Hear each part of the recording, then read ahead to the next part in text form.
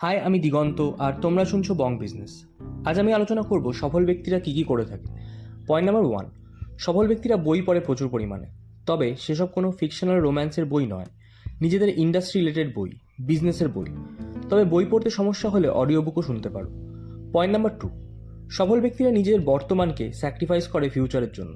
আমরা যে সময়টা আড্ডা দিয়ে টিভি দেখে রিলস দেখে নষ্ট করি, সফল ব্যক্তিরা সেই সময় নিজের গোলের উপর কাজ করে, প্ল্যানগুলো এক্সিকিউট করে।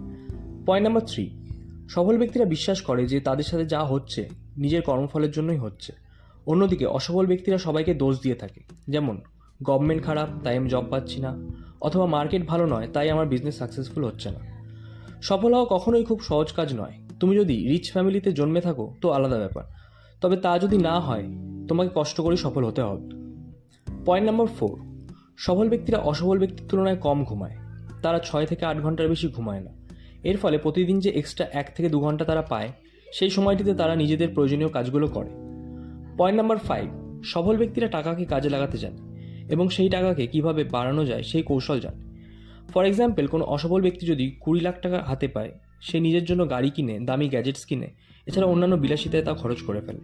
অন্যদিকে কোনো অসফল ব্যক্তি যদি সেই পরিমাণ টাকা পায়, তো সেক্ষেত্রে প্রপার্টি কিনে তা ভাড়া দিয়ে দেয়, যার ফলে প্রতি মাসে সেখান থেকে একটা ক্যাশ ফ্লো সে পেয়ে যায়। এছাড়াও কিছু বছর পরে সেই প্রপার্টি অনেক বেশি মূল্যে বিক্রি করে আরও লাভ করে থাকে।